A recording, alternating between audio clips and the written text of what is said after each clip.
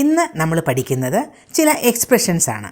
At the beginning, in the beginning, at the end, in the end. ചിലർക്കെങ്കിലും സംശയം തോന്നിയിട്ടുണ്ടാവും, at the beginning ആണോ correct അതോ in the beginning ആണോ correct എന്ന്. ഇത് രണ്ടും കറക്റ്റ് തന്നെയാണ്, പക്ഷേ ഉപയോഗിക്കുന്ന കോണ്ടെക്സ്റ്റുകൾ ഡിഫറൻ്റ് ആണെന്ന് മാത്രം.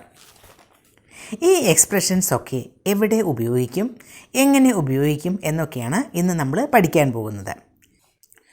At the beginning of A book, at the beginning of A year, at the beginning of A lesson, at the beginning of A match, at the beginning of A lecture. At the beginning എന്ന് ഉപയോഗിക്കുന്നത് ഒരു നൗണിൻ്റെ ഒപ്പം ആണ്. Book, lesson, match, lecture, year ഇതൊക്കെ nouns ആണ്. At the beginning കഴിഞ്ഞ് of പലപ്പോഴും ഉപയോഗിക്കാറുണ്ട്. At the beginning of June an event occurred. June മാസത്തിൻ്റെ ആദ്യം തന്നെ ഒരു സംഭവം ഉണ്ടായി എന്നാണ്. An event occurred. Occur means സംഭവിക്കുക. We will talk at the beginning of the week. വീക്കിൻ്റെ ആദ്യം തന്നെ, ബിഗിനിങ്ങിൽ തന്നെ എന്ന് പറഞ്ഞാൽ ആദ്യം തന്നെ. വി വിൽ ടോക്ക്, നമ്മൾ സംസാരിക്കും. The teacher takes the register at the beginning of each class. ഓരോ ക്ലാസ്സിൻ്റെയും ആദ്യം ടീച്ചർ രജിസ്റ്റർ എടുക്കാറുണ്ട്. At the beginning of the lesson the teacher told the children a story. ലെസണിൻ്റെ ആദ്യം തന്നെ, ലെസൺ തുടങ്ങുമ്പോൾ തന്നെ, അറ്റ് ദ ബിഗിനിങ് എന്നാൽ ആ തുടങ്ങുമ്പോൾ തന്നെ ടീച്ചർ കുട്ടികളോട് ഒരു സ്റ്റോറി പറഞ്ഞു. ഇനി ഇൻ ദ ബിഗിനിങ് അത് എങ്ങനെ ഉപയോഗിക്കും? തുടക്കത്തിൽ ഒരു തരത്തിൽ തുടങ്ങുക, പിന്നീട് മാറ്റം വരിക, അങ്ങനെ ഉണ്ടാവുന്ന ചില സിറ്റുവേഷൻസ് ഇല്ലേ? ഒരു എക്സാമ്പിൾ പറയുകയാണെങ്കിൽ, in the beginning I found English difficult because I wasn't used to it. തുടക്കത്തിൽ തന്നെ എനിക്ക് ഇംഗ്ലീഷ് അത്ര ഈസി ആയിരുന്നില്ല, ഡിഫിക്കൽട്ടായിരുന്നു. Because I wasn't used to it. എനിക്കത് പരിചയമായിട്ടുണ്ടായിരുന്നില്ല. അതുകൊണ്ടാണ്.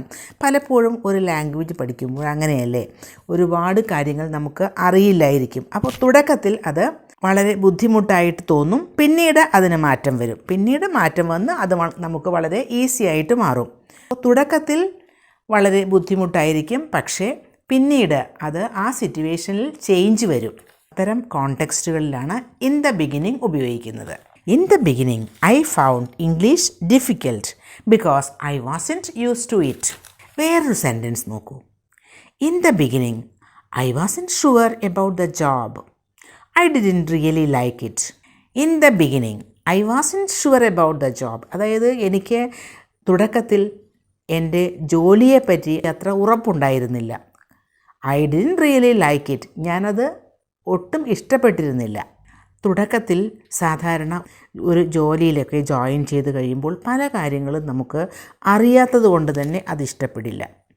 പലപ്പോഴും ആ ജോലിയിൽ ജോയിൻ ചെയ്യുമ്പോൾ അവിടെയുള്ള ആളുകളുമായിട്ട് പരിചയപ്പെട്ടിട്ടുണ്ടാവില്ല. In the beginning I wasn't sure about the job, I didn't really like it.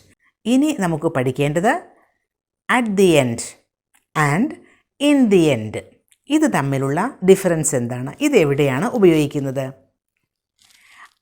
At the end of something എന്നാൽ the last part of something, ഒരു കാര്യത്തിൻ്റെ അവസാനം. At the end of the book, at the end of the day, at the end of the week, at the end of the month, at the end of the show, at the end of the game. At the end of the game, our team won. At the end of the game, അതായത് ഗെയിമിൻ്റെ അവസാനം ഞങ്ങളുടെ team ജയിച്ചു. I pay the phone bill at the end of each month. എല്ലാ മാസത്തിൻ്റെയും അവസാനം ഞാൻ phone bill അടയ്ക്കാറുണ്ട്. At the end of the day we went to bed.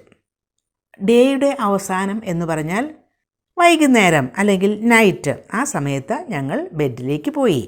ഇനി നെക്സ്റ്റ് എക്സ്പ്രഷനാണ് in the end. In the end എന്നാൽ finally, at last. In the end I called a taxi. In the end ഞാനൊരു taxi വിളിച്ചു. അവസാനം ഒരു taxi വിളിച്ചു. കുറേ കാര്യങ്ങളൊക്കെ ചെയ്ത് കഴിഞ്ഞ് അവസാനം ബസ് കിട്ടിയില്ല, ട്രെയിൻ കിട്ടിയില്ല. അപ്പോൾ അവസാനം ഒരു ടാക്സി വിളിച്ചു എന്നാണ്. In the end I called a taxi. We worked hard and in the end we achieved our goal. ഞങ്ങൾ നന്നായിട്ട് ഹാർഡ് വർക്ക് ചെയ്തു. ആൻഡ് ഇൻ ദി എൻഡ് എന്നിട്ട് എന്താ ഉണ്ടായത്? We achieved our goal. ഞങ്ങളുടെ ലക്ഷ്യം ഞങ്ങൾ നേടിയെടുത്തു.